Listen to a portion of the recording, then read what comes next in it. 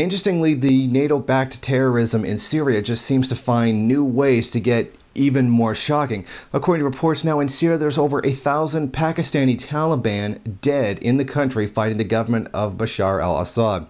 Syria's international airport near Damascus has found a bunch of mass graves of Pakistani Taliban fighters who have actually been identified. Now, the families of those Pakistani Salafists, their families have gone to the Pakistani government demanding to get information on what has actually happened to them. Although, interestingly, some very small sections of the bourgeois media have been telling us that Bashar al-Assad is Islamic fundamentalist and that he's suppressing other religions. Although, interestingly, Pakistani Taliban are the ones actually coming forward and attacking Assad. Well, if they were both Islamic fundamentalists, then why would this be happening? Now, there is more information according to Press TV. Many Salafists from Pakistan have been illegally sent into Syria through Saudi and Qatari intelligence services.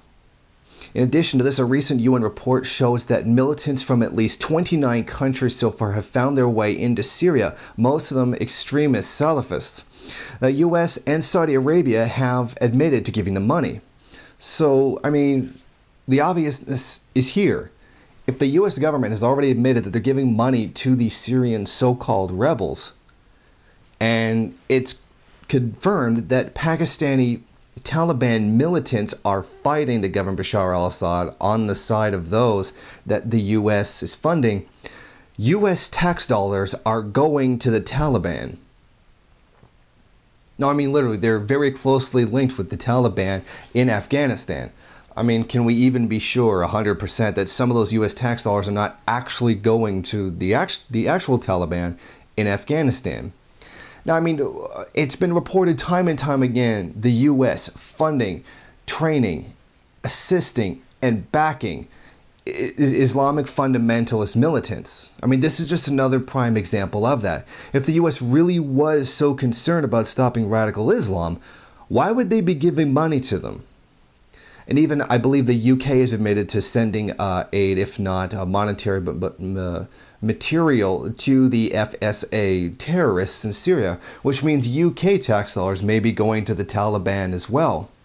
It's very interesting looking at this and noting that not even just Saudi Arabia and Qatar as well are funding radical Islam while we are being told that these countries are our allies and oppose Islamic fundamentalism. I think it's just important for the US taxpayer to stop for a moment and think about this fact.